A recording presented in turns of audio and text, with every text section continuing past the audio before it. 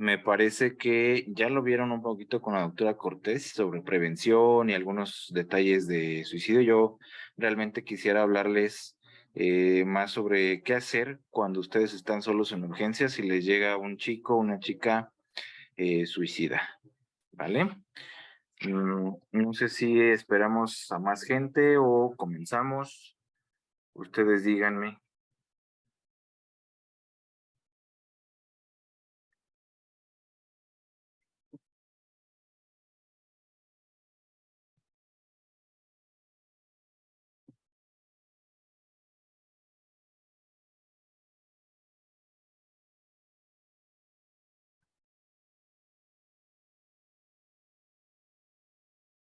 ¿Se ve mi pantalla? ¿Se ve lo que estoy compartiendo?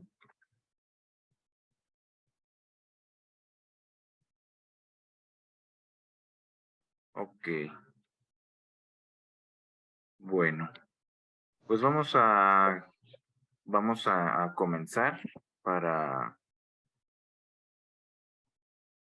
para que no se nos haga tan tarde. La vez pasada habíamos terminado de ver las generalidades sobre esquizofrenia, el principal trastorno del espectro psicótico. Quisiera hablarles un poquito sobre el diagnóstico diferencial de la psicosis en el Hospital General. Como les había dicho, siempre hay que considerar causas primarias y causas secundarias.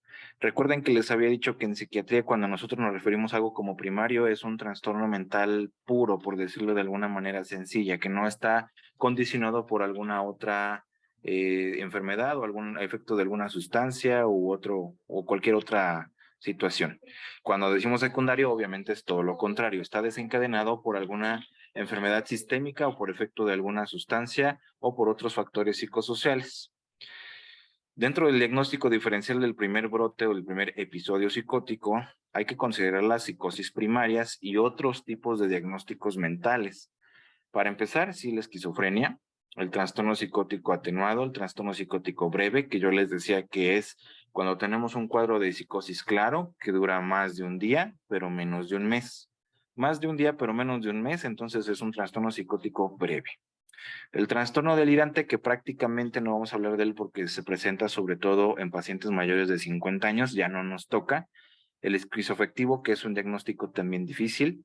Los pacientes que tienen estrés postraumático o situaciones traumáticas, recuerden que mencionábamos que muchas, sobre todo chicas, porque son las que están más predispuestas, que han tenido antecedentes de violencia, como puede ser sobre todo la sexual, la negligencia, el abuso físico, pueden tener síntomas psicóticos asociados a un estrés postraumático, o como el clásico combatiente que después de estar bajo fuego cruzado también puede presentar alucinaciones o se pone muy paranoide, que es la lamentada psicosis de guerra. Un trastorno de identidad disociativa, algún trastorno de personalidad, el delirium, que ya vi que después les van a hablar de delirium, y también la anorexia nerviosa puede tener síntomas psicóticos, sí, sin que esto implique necesariamente que se trata de una esquizofrenia. Esto en cuanto a las psicosis primarias.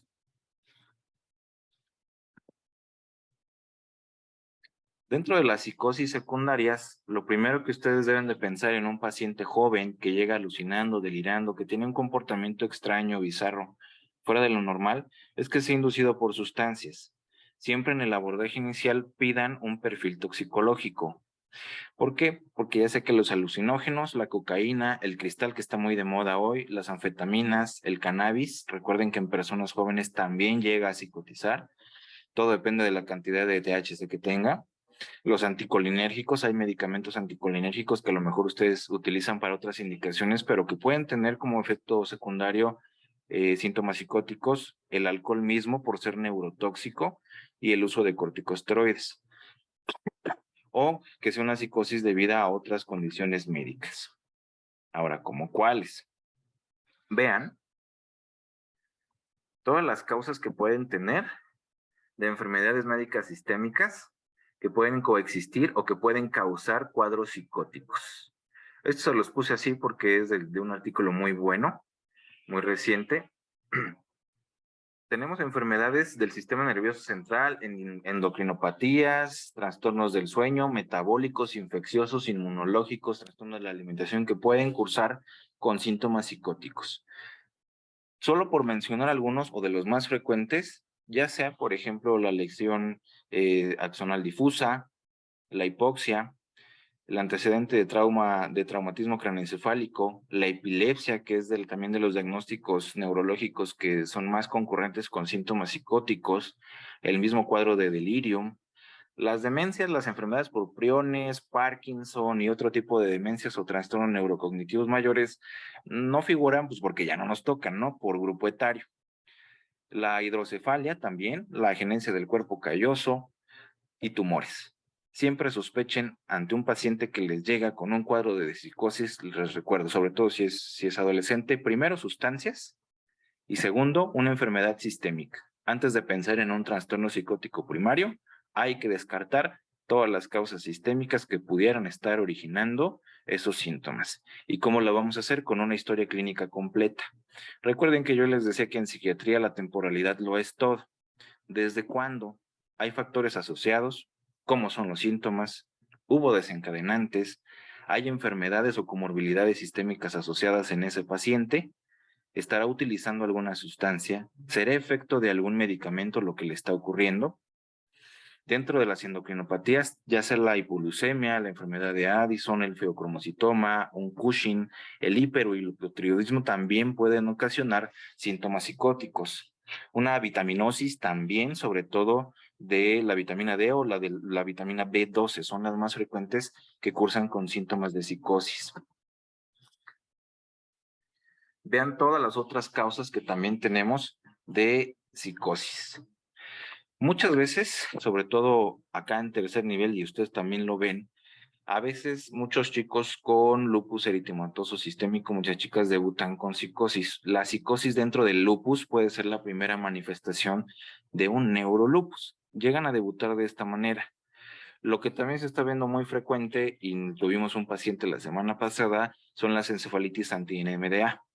Siempre que tengan una chica o un chico joven entre sus 13 a 18 años más o menos, que de una manera súbita, aguda, empieza con síntomas psicóticos, alteraciones de la personalidad, agresividad y hay el antecedente de desorientación, fiebre, alguna infección de vías respiratorias altas en las 2 semanas previas al inicio del cuadro mental, sospechen en una encefalitis. Y ya de ahí van viendo si puede ser concordante con una encefalitis anti-NMDA o una encefalitis que puede ser por un herpes virus o por un citomegalovirus o un Epstein-Barr, no sé. Las infecciones, la que gusten. La que gusten que pudiera tener repercusión o de virus que son neurotropos, pueden cursar con síntomas psicóticos. Lo más común es el herpes virus, el citomegalovirus, el Epstein-Barr, algunos tipos de micoplasmas, la enfermedad de Lyme o neuroborreliosis y algunos parásitos como toxoplasma, malaria, cisticerco, criptococos.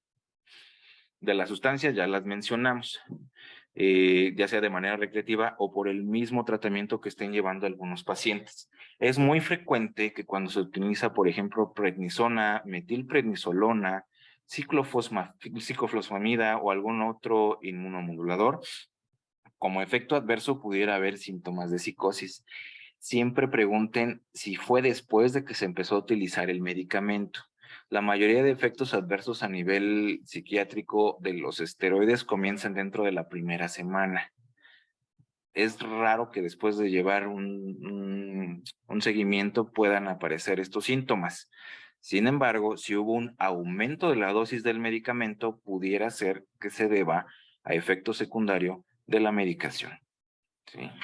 Hay algunas otras enfermedades metabólicas, como pueden ser a nivel mitocondrial o congénitas, que pudieran cursar con síntomas psicóticos. Por ejemplo, la enfermedad de Wilson, que es el depósito de cobre a nivel cerebral y hepático, la porfiria, y enfermedades más raras como la enfermedad de Fabry o Niemann-Pick o una enfermedad de Usher también pudieran cursar con síntomas psicóticos. Ojo, también los pacientes que tienen antecedentes de trastornos genéticos, como pueden ser el Klinefelter, el Turner, el X frágil, un ataxia de Friedreich, un Prader-Willi o un síndrome de Farr, es muy común que también cursen con alucinaciones, sobre todo. ¿Sí? Las más frecuentes son las auditivas. No sé si ustedes conozcan más o menos de qué trata el síndrome de 22-11Q o síndrome velocardiofacial. ¿Lo han escuchado? Nada más díganme sí o no. Si están familiarizados un poquito con ese síndrome, ¿lo han escuchado alguna vez?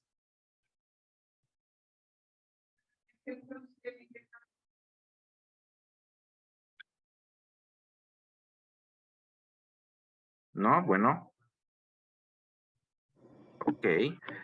Pues el síndrome velocardiofacial es una lesión en el cromosoma 22 que puede cursar con síntomas psicóticos. Hasta un 30 y... Ah, a ver, ¿ahí me escuchan? Sí, Preguntaba doctor. si están familiarizados con el síndrome velocardiofacial o síndrome de George también se llama, por quien lo describió.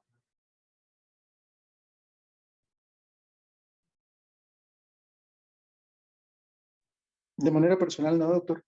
Ujú. Bueno, no, por sí es que es raro, pero es de relevancia porque esta lesión en el cromosoma 22 o síndrome de George cursa hasta en un 35 a 40% con síntomas psicóticos. De hecho, una proporción muy alta de pacientes con síndrome velocardiofacial desarrollan todos los síntomas de esquizofrenia. Es de los trastornos cromosómicos o lo de las anormalidades cromosómicas que cursan con mayor frecuencia con psicosis.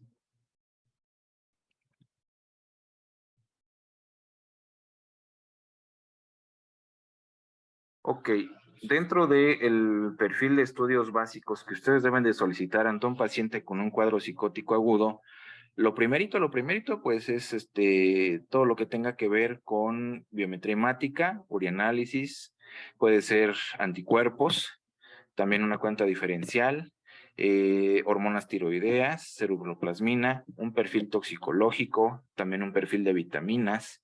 Y ya, dependiendo del cuadro clínico, ustedes deben de orientarse hacia qué solicitar. Tampoco se trata de solicitar todo nada más hacia lo bruto. La clínica es la que va a mandar. La clínica es la que tiene que regir para ustedes qué van a solicitar o qué no solicitar. Por ejemplo, si se está sospechando que esos síntomas sean debidos a una masa cerebral o un tumor primario del sistema nervioso central, ¿qué es lo que van a solicitar de primera instancia? Una tomografía. Si tienen resonancia, muchísimo mejor.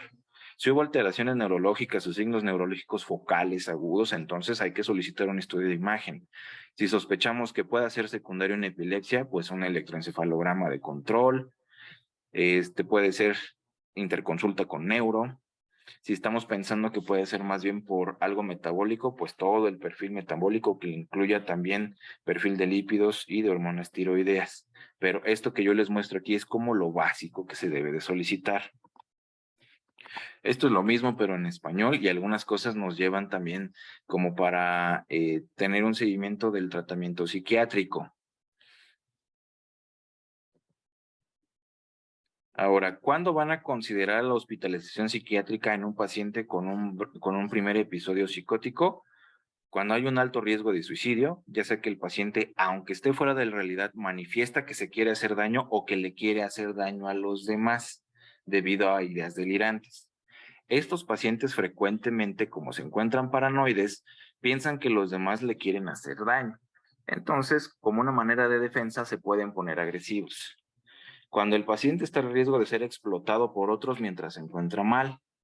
Cuando el paciente no tiene hogar, o cuando los cuidadores están agotados, o sea que su sistema de red familiar o de apoyo no es buena, no es eficiente, no hay quien lo cuide, no están dispuestos, se encuentran muy mal los familiares. Cuando existen síntomas físicos graves, como puede ser inestabilidad cardiopulmonar o lo que ustedes quieran, o alteraciones oscilantes del nivel de conciencia, debe de permanecer en el hospital general antes de ser enviado al psiquiátrico, pero una vez resuelto esto, entonces hay que considerar la hospitalización. Como les decía, la decisión de solicitar estudios de imagen y de laboratorio debe ser basada en el juicio clínico. No se va a pedir todo de primera instancia, sino lo básico y ya de ahí se va viendo qué más se requiere. Todo va acorde a la historia clínica del paciente y la sospecha diagnóstica, ya sea de un trastorno primario o secundario. La esquizofrenia paranoide y los trastornos psicóticos primarios asociados deben ser diagnósticos de exclusión. y nunca afirmados durante la primera valoración médica, ¿vale? A menos que el paciente ya traiga el antecedente de ser diagnosticado con esta enfermedad. No nos vamos a meter mucho al tratamiento, realmente eso corresponde a otra clase que también podemos tenerla, que es manejo del paciente agitado o manejo del paciente agresivo en el servicio de urgencias, ¿no? Esa es una clase aparte. Pero dentro del tratamiento de la psicosis de manera muy somera, muy general, tenemos los antipsicóticos que son primera línea, independientemente de lo que les digan, aquí sí va chocho sí o sí. Los autorizados por la FDA a partir de los 3 años son risperidona, quetiapina, olanzapina y aripiprazol. El haloperidol, que es un medicamento muy popular, de un uso muy amplio, también se utiliza en pediatría. No le tengan miedo, está muy satanizado por sus efectos secundarios, pero realmente si ustedes manejan bien su dosis, es de muchísima ayuda y es lo que seguimos utilizando hoy día para el manejo de agitación aguda o de psicosis aún en niños pequeños. Lo ideal es que se tenga intramuscular porque actúa un poquito más rápido en casos de agitación como una medida de urgencia, ¿sí?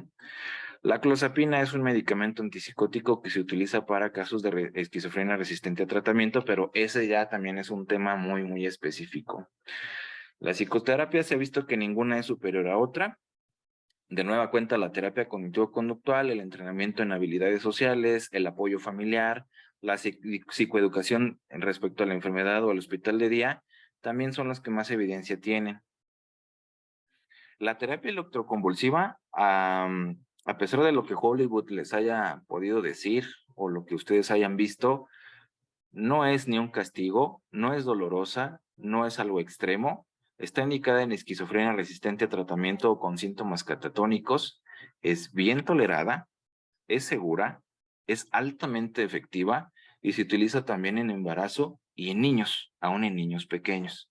Sí hay reportes de casos que se han utilizado, así que no le tengan miedo tampoco. Se utiliza muy poco en México, primero porque no hay muchos equipos de TEC, de terapia electroconvulsiva. Y segundo, no hay muchos centros en donde se pueda aplicar.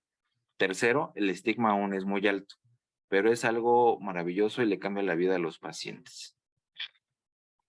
Y bueno, en cuanto a trastornos psicóticos, esto es lo que yo les tenía que comentar. No sé si hasta aquí, en cuanto a este tema, hay alguna duda o pregunta o algo que no me haya dado a entender.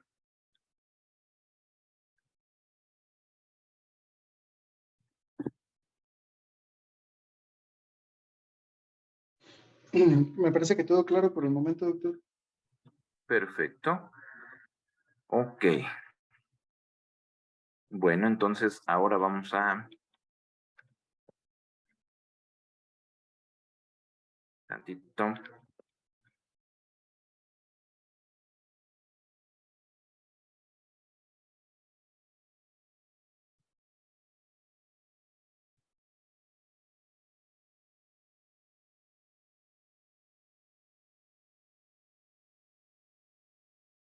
Ok.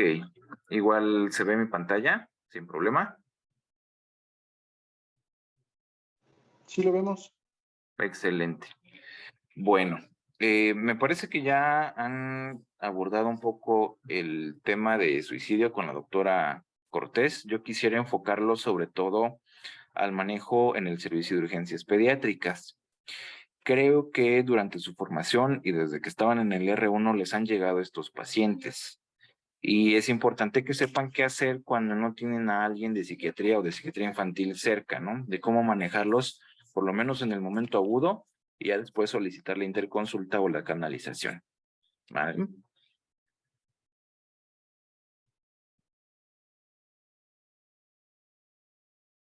Bueno, a manera de introducción, tenemos que el término suicidio viene del latín suicidere, que es matarse a sí mismo. Se refiere al acto que realiza una persona para intencionalmente causar su propia muerte. Actualmente se reconoce como un problema de salud creciente de incidencia a nivel mundial. Según las estadísticas más recientes de la Organización Mundial de la Salud, o la OMS, alrededor de 800,000 personas en promedio en todo el mundo mueren por suicidio cada año. En algunos países, el suicidio es ya la segunda causa de muerte en el grupo de edad de 10 a 24 años, tan solo detrás de los accidentes, sobre todo accidentes de tránsito y accidentes en el hogar. Todo depende de la región geográfica que estemos hablando. Las tasas más altas actualmente de adolescentes suicidas están en Asia, sobre todo Corea del Sur, Japón, Bielorrusia, Rusia, más o menos ahí se van dando. Muchas personas que alguna vez han considerado o han intentado suicidarse en su vida, lo hicieron por primera vez durante su juventud, ya que la edad de inicio de la ideación suicida y el intento de suicidio en la vida suele ocurrir antes de los 20 años. ¿Ok? En nuestro país se ha observado el aumento del suicidio consumado en adolescentes de 10 a 19 años, lo cual es alarmante. Y esto no lo digo yo, lo dice la ENSANUD, que es la Encuesta Nacional de Salud, que reveló que durante 2020, en plena pandemia, 1,150 niñas, niños o adolescentes de México decidieron suicidarse. ¿Okay? Suicidio completado. Es decir, un promedio de 3 casos por día en todo el país. Casi el triple que los registrados por COVID-19, que ascendieron a 392 casos durante el mismo periodo.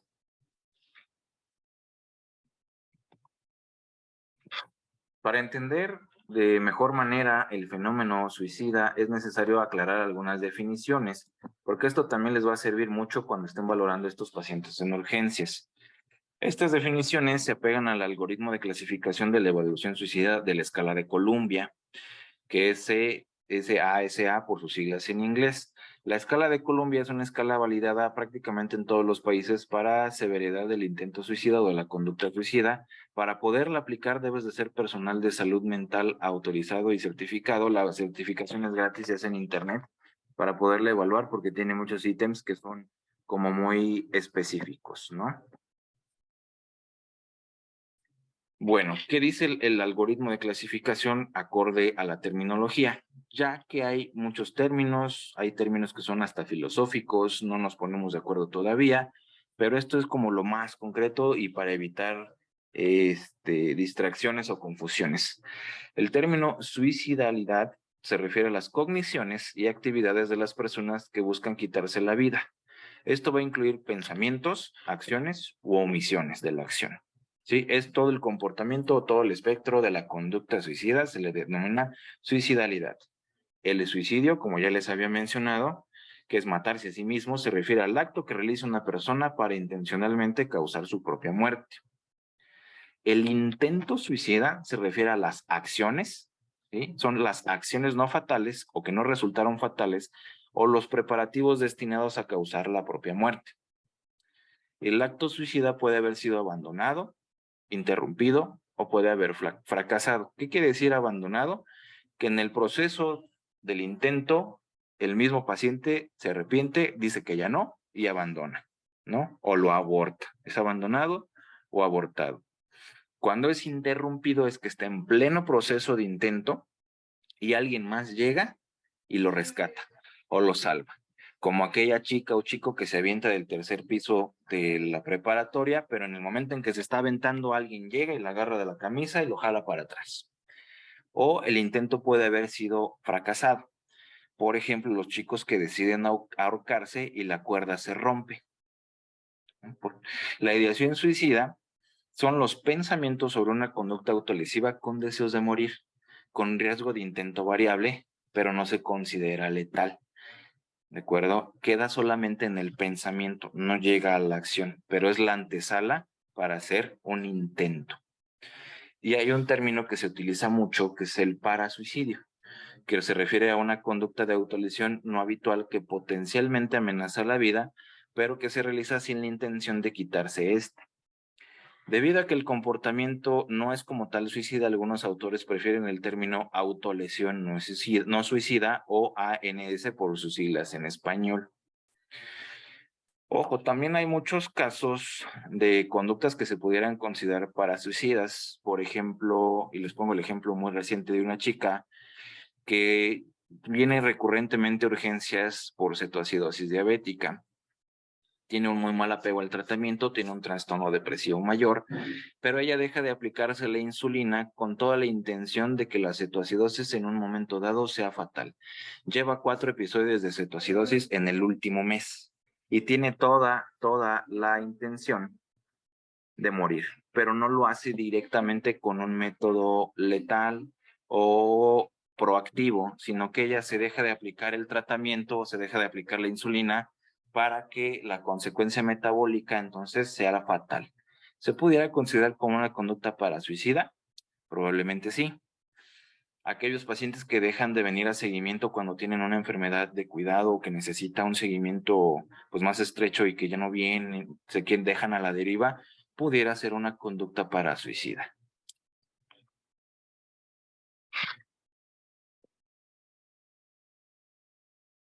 En general, la conducta suicida y los intentos son más frecuentes en la población femenina. Sin embargo, el suicidio consumado es mucho más frecuente en varones. Esto es lo que está descrito en la bibliografía desde hace muchísimos años. Las mujeres lo intentan más, pero los hombres somos más letales, ¿sí? Los y las adolescentes de la comunidad LGBTIQ presentan tasas más elevadas de conducta suicida que sus pares heterosexuales, por todo el estigma asociado y por la mayor comorbilidad psiquiátrica que existe. Los métodos más comunes de suicidio consumado son la asfixia, la sobredosis o ingestión de diferentes sustancias y el uso de armas de fuego. Ustedes deben de aprender a diferenciar entre las autolesiones suicidas y las no suicidas, ¿sí? Una autolesión no suicida o ANS se define como el daño intencionado y autoinfligido del tejido corporal sin que haya una clara intención de morir y para fines no sancionados social o culturalmente.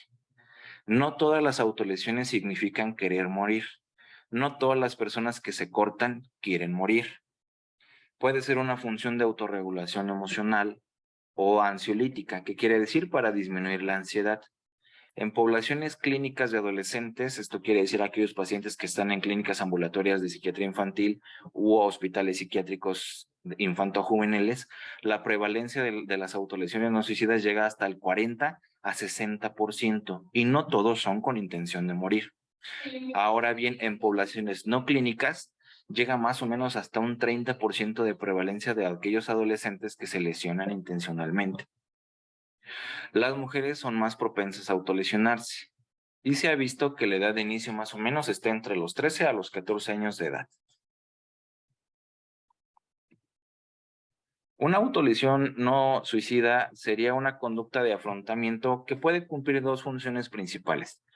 Una, que puede ser automática o intrapersonal. Esto quiere decir de regulación emocional ante un estresor muy fuerte. O B, una función social o interpersonal con la intención de comunicar malestar o influenciar en el comportamiento de otros de alguna manera. Es aquella famosa frase de es que quiere llamar la atención. Ok, sí, puede ser un adolescente que quiere llamar la atención, pero ¿por qué quiere llamar la atención? ¿Qué función está teniendo esa conducta para tratar de mover el comportamiento de los demás, ya sean sus padres, sus compañeros, sus maestros o el personal de salud? Algo nos está comunicando. No nada más es porque él quiera, sino que está bajo un sufrimiento emocional intenso y entonces está tratando de llamar la atención mediante estas conductas, lo cual también es grave, no es menor. La mayoría de personas que se autolesionan lo hacen cortándose hasta un 70-97%. Lo más común es que se lesionen los brazos. Entre más amplia sea la zona corporal que se lesionan o fuera de los brazos o lo que quede más cerca, es más grave. Las autolesiones no suicidas son la puerta de entrada a una escalada de ideación y de intento suicida. Toda conducta autolesiva se debe de tomar con seriedad, sea o no sea con intención de morir. Hay algo que se llama autolesión no suicida por contagio. Puede ser por las redes sociales, por algún reto de TikTok, porque los amigos lo hacen, porque puede estar de moda, por querer pertenecer a algún grupo urbano, como una manera de aceptación de los chicos.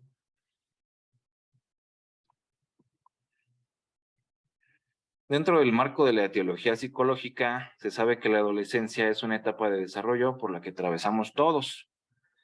en la cual se presentan en los adolescentes cambios difíciles que les producen ansiedad y depresión, hasta llegar en muchas ocasiones a una tentativa de suicidio. Por eso se llama adolescencia, porque adoleces, porque hay dolor, porque hay cambios físicos, cognitivos, emocionales, sociales, que todo depende de tu historia de vida y la manera en que has tenido tu apego y muchos factores psicosociales que te pueden predisponer a tener una tentativa de suicidio.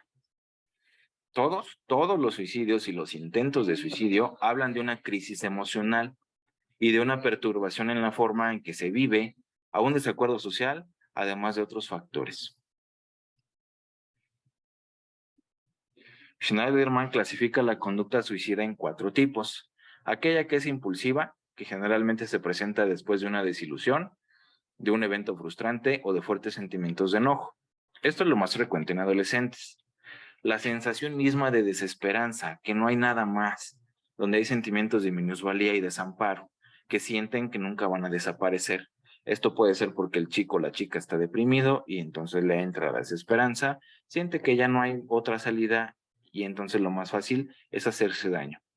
Cuando se tiene una enfermedad grave, que puede llevar también al individuo a pensar que ya no tenemos otra solución.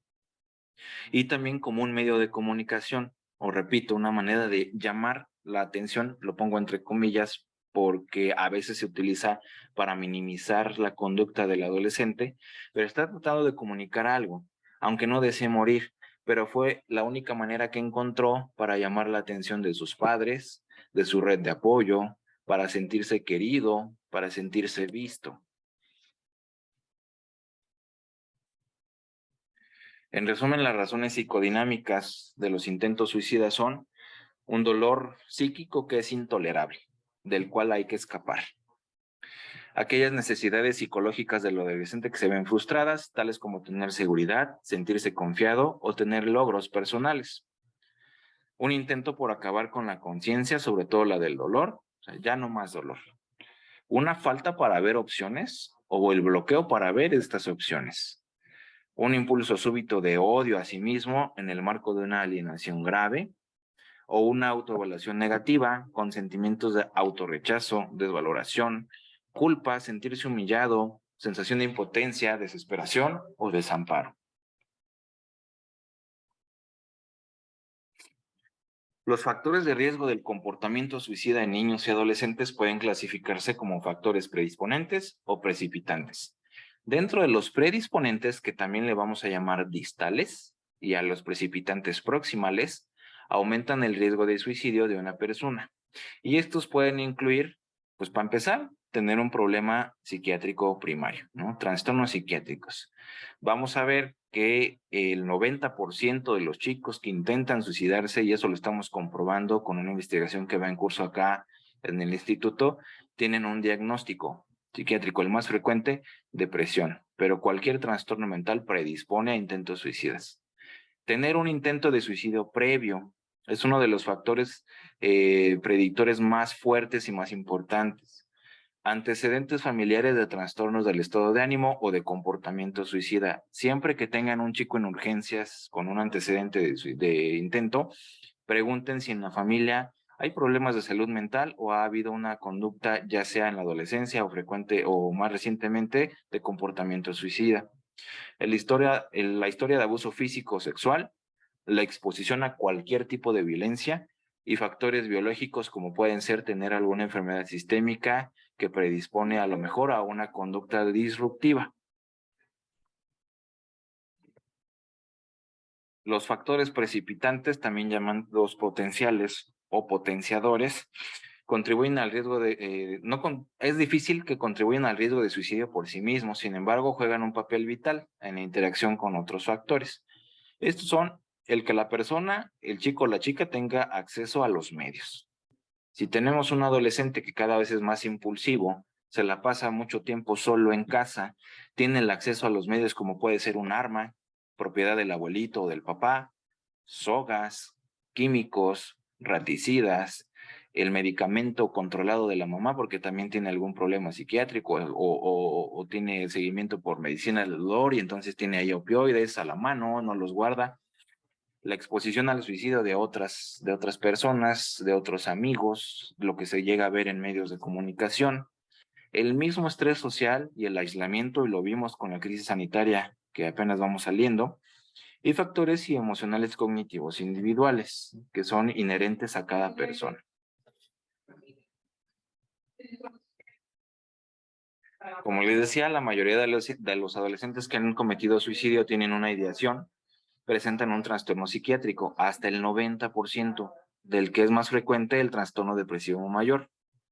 Haber intentado suicidarse es uno de los predictores más importantes de futuros intentos y del suicidio completado. Un 30% de los suicidios tienen antecedentes de intentos previos.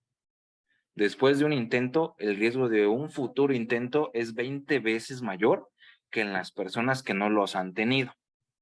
Y el riesgo de un intento de suicidio grave está fuertemente asociado con el número de intentos previos. ¿Okay? Aquellos jóvenes evaluados en el departamento de emergencias por médicos que no son especialistas en salud mental, se pueden utilizar herramientas de detección breve, validadas en la mayoría de países. El más común es el cuestionario de detección de suicidio, o ASQ por sus siglas en inglés. Esto es para cuando ustedes están sospechando que alguien pueda tener un intento o que esté en alto riesgo, no para el que ya llegó manifestando o que el motivo de consulta es un intento suicida. Pues esto ya se anula completamente. Esto a ustedes les puede servir para evaluar a aquellos chicos que no saben si pudieran tener un intento o si ya lo han tenido o que están en alto riesgo. ¿Ah? Consta de 4 elementos principales. Son preguntas muy sencillas que ustedes pueden hacer sin tapujos en cualquier servicio del hospital en el que se encuentren. Por ejemplo, en las últimas semanas, ¿has deseado estar muerto? ¿En las últimas semanas has sentido que tú o tu familia estarían mejor si estuvieras muerto? ¿Has tenido pensamientos sobre suicidarte?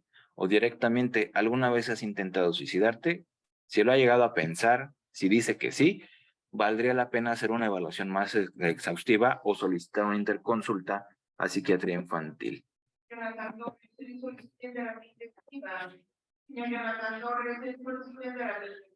Si les responden afirmativamente, al menos una pregunta constituye una pantalla positiva que debería desencadenar una evaluación más extensa del riesgo de suicidio del paciente. La evaluación del riesgo de suicidio en jóvenes que tienen la ideación incluye muchos elementos, como puede ser el contenido y la cronicidad de los pensamientos suicidas. ¿Qué piensas? ¿Desde cuándo lo piensas? Existencia y detalles de un plan de suicidio. ¿Qué harías? ¿Cómo lo harías? ¿Qué estás pensando? ¿Estás decidido a hacerlo en estos momentos? Si hay acceso a los medios descritos en el plan, por ejemplo, algunos chicos llegan a decir, pues la verdad es que yo me tomaría un veneno, ¿ok? ¿Y es posible que consigas ese veneno? Sí, porque ya me di cuenta que mi mamá tiene raticida en tal parte de la alacena y entonces a tal hora yo estoy solo y pues ya estoy decidido a hacerlo porque ya identifiqué de dónde puedo tomar la sustancia, ¿no? El nivel de intención, si realmente o no lo va a hacer. La pregunta más frecuente es, y ustedes la pueden hacer sin ningún temor, en estos momentos, si tuvieras la oportunidad de hacerlo, ¿lo harías? Si les responden que sí, ¿cómo lo harías? ¿Qué es lo que estás pensando? Estresores, dolor emocional, regulación del comportamiento y el apoyo social. Hay que ver, o no es muy difícil de ver, si un chico o una chica es muy impulsiva, si ya tiene antecedentes previos, si vemos que está en una crisis muy importante, si se encuentra muy ansiosa, si no hay una buena red de apoyo, etcétera.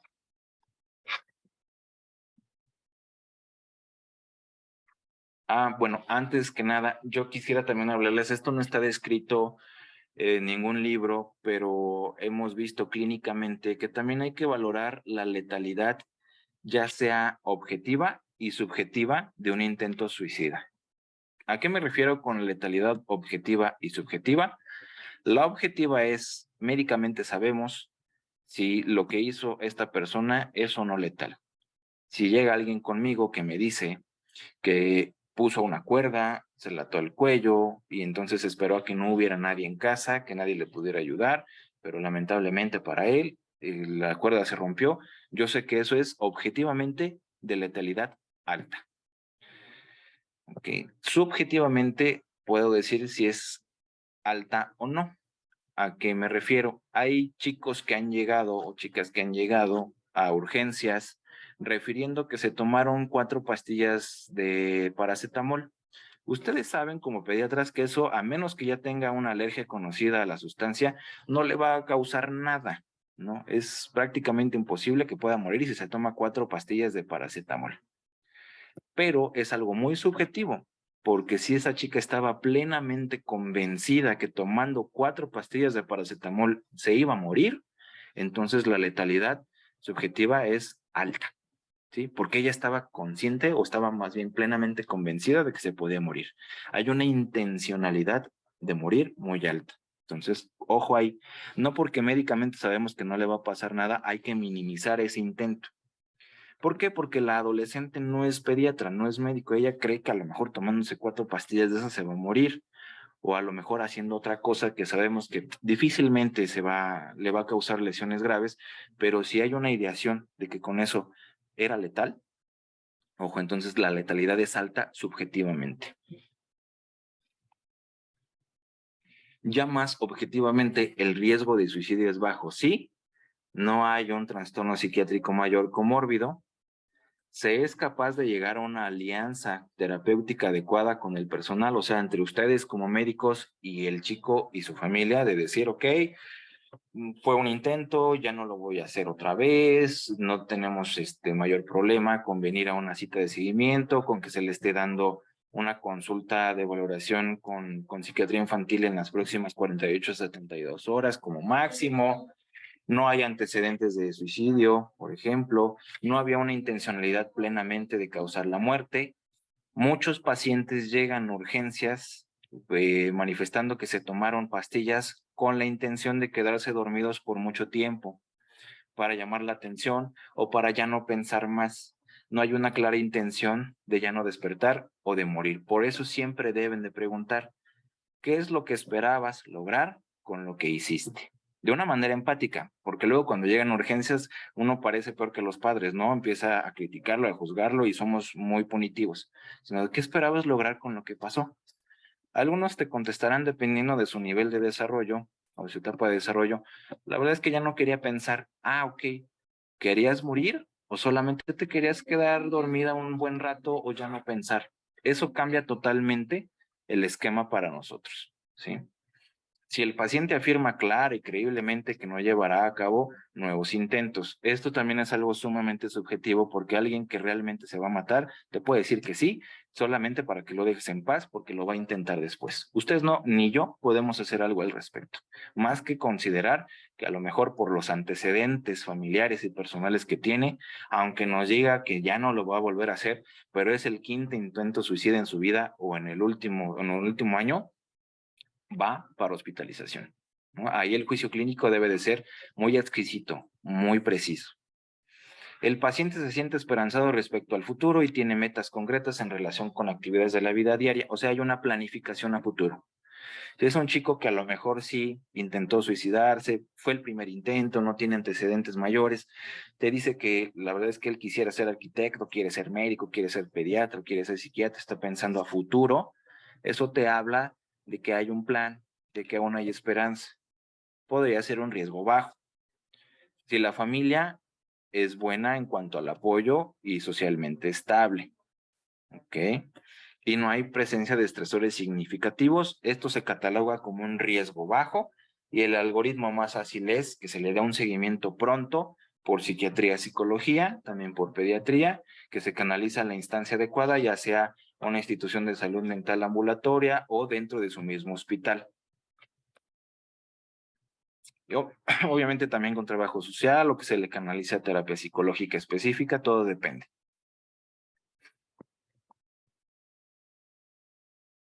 Ok. Los niños y adolescentes con comportamiento suicida son evaluados frecuentemente en un hospital general, en un departamento de urgencias de hospital general, o sea, les llegan a ustedes. Muchas veces ni siquiera llegan primero al psiquiátrico. Primero, porque no hay tantos psiquiátricos y segundo, porque el único hospital psiquiátrico infantil que existe en el país y en toda Latinoamérica está acá en la Ciudad de México. A ese grado llegamos, ¿no? De ese tamaño es nuestra crisis y la importancia de tener centros más especializados.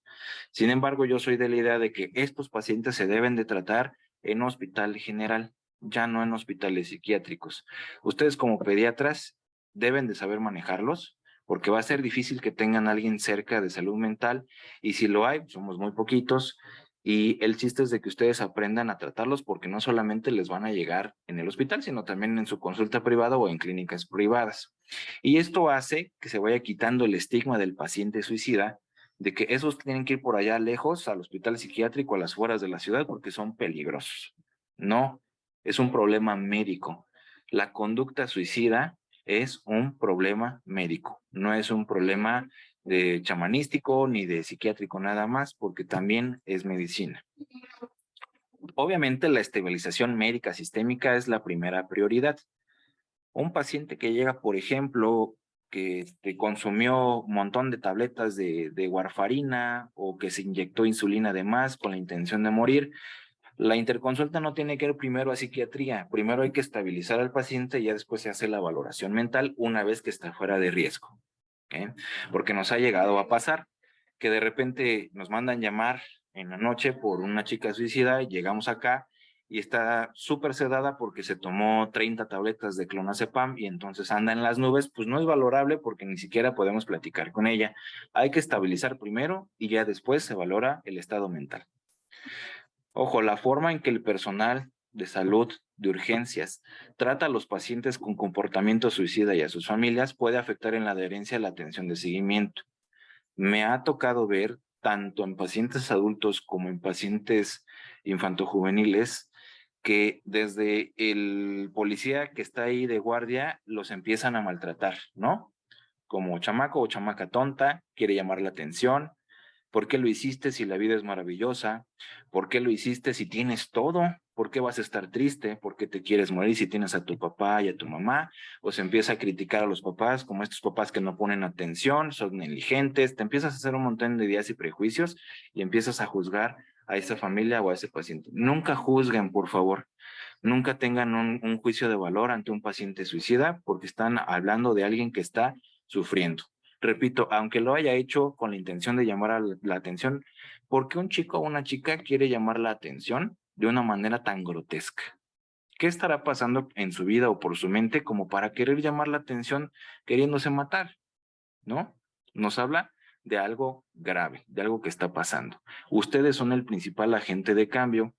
Como pediatras en formación deben de cambiar ese panorama, esa perspectiva de los pacientes psiquiátricos son agresivos o son de miedo o deben de estar por allá o no se pueden atender en un hospital general.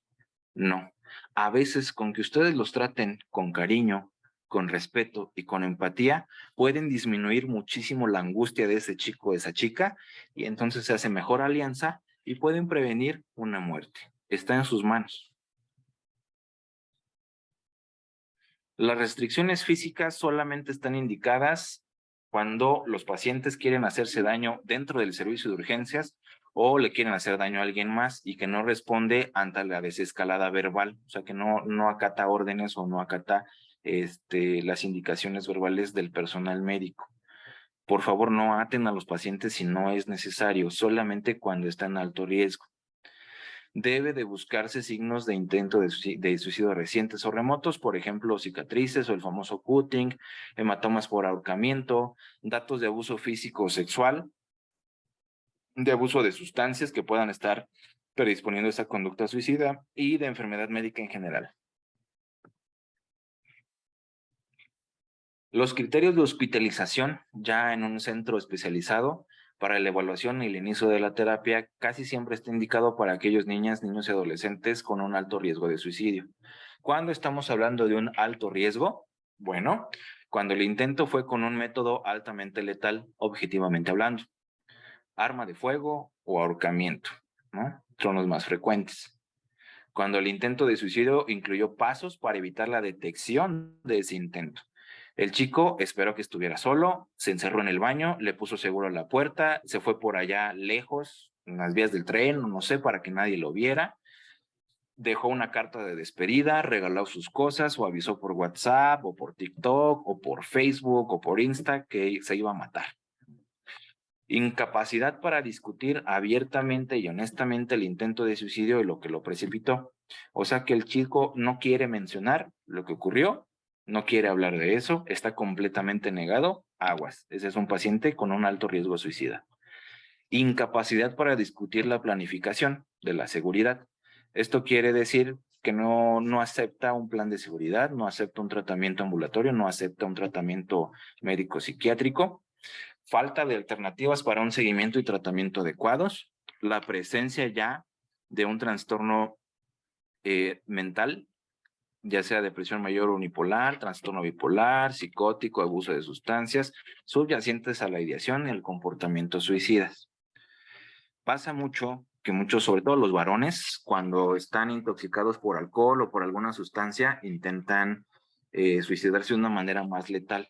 El hecho de que no hayan estado en sus 5 sentidos no los exime de tener un alto riesgo de suicida. Al contrario, estamos viendo que estando intoxicados son mucho más letales y son más impulsivos. Es alto riesgo, ¿sí? Pacientes que se manifiestan abiertamente agitados, que están muy agresivos, que son muy impulsivos, que son muy arrebatados. Cuando hay una desesperanza severa, o sea, no hay para mí futuro, la vida ya no vale la pena, no me interesa nada, no tengo nada más y te lo manifiestan abiertamente y lo siguen repitiendo, eso es desesperanza severa. Si no hay nada más adelante, entonces ya no vale la pena vivir, pues hay un alto riesgo de que se vuelvan a hacer daño. Y obviamente que no haya una buena red de apoyo social.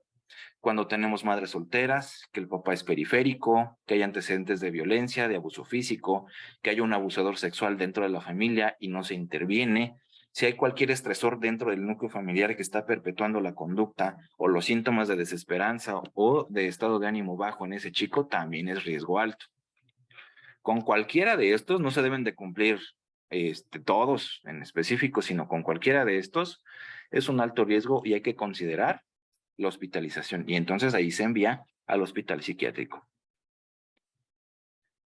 El tratamiento ambulatorio depende de un plan de seguridad, o sea, decirle, ¿sabes qué? Pues te puedes ir de alta de urgencias con el apoyo familiar, con un compromiso y que te vean en psiquiatría infantil prontamente. Incluye lo siguiente, implicación de la familia para que estén monitorizando regularmente al paciente hasta que la seguridad se haya estabilizado aún más. O sea, que la mamá, el papá o ambos, o la abuelita o el cuidador primario se comprometan a que van a estar supervisando a ese chico o a esa chica. Restringir el acceso a todos los medios letales, ya sea armas de fuego, medicamentos, sogas, venenos, lo que sea. Identificar y evitar los desencadenantes de la recaída en la ideación suicida y señales de advertencia.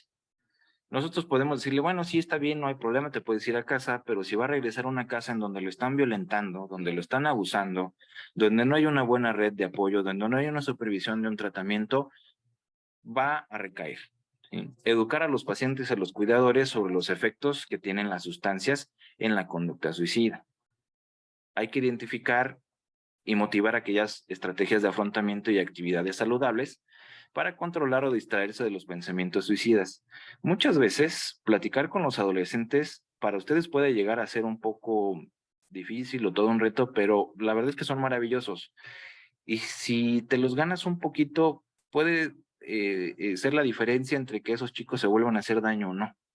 A veces hablando con estos chicos empiezan a hablarte del K-pop o de sus gustos o de lo que no les gusta o de cómo les va en la escuela o si tienen una relación de pareja o no.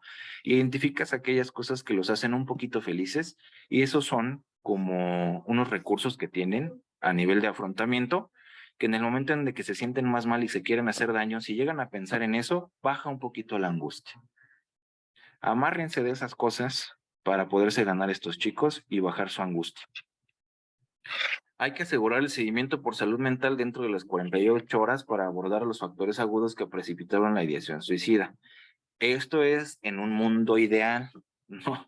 En donde dentro de las primeras 48 horas se pueda dar la interconsulta con psiquiatría infantil. Acá afortunadamente pues estamos nosotros y a veces dentro del mismo día se valora y se decide si se va a hospitalización o se queda con nosotros de manera ambulatoria. Hasta donde yo sé ahorita ustedes los tienen que mandar a fuerzas a una valoración al hospital psiquiátrico.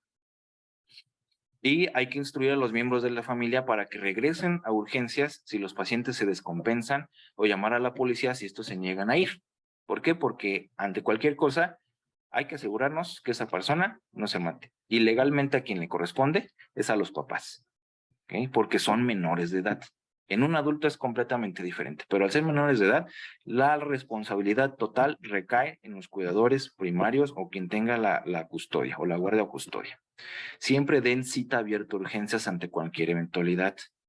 No porque no tenga algo médico, no porque no sean pacientes a lo mejor de regularidad en el hospital, que no los esté viendo otro servicio, no merecen tratamiento, no merecen atención. A veces el hecho de decirle, ¿sabes qué? Si te vuelves a sentir suicida, si te vuelves a sentir muy mal, vente a urgencias mejor y le hablamos a alguien de psicología o de psiquiatría que pueda platicar contigo. Es preferible eso a que los dejen ir, a que los maltraten, se vayan a su casa y entonces se hagan daño allá. El tratamiento dependerá de la causa subyacente del comportamiento suicida. Esto quiere decir la comorbilidad psiquiátrica o médica no psiquiátrica. Como tal, el suicidio no tiene un tratamiento específico porque es una conducta o es un comportamiento subyacente a algo mucho mayor. ¿Sí? No va solo. Se utiliza la farmacoterapia para los trastornos asociados. No es que haya un medicamento indicado para el suicidio. El suicidio refleja otra cosa.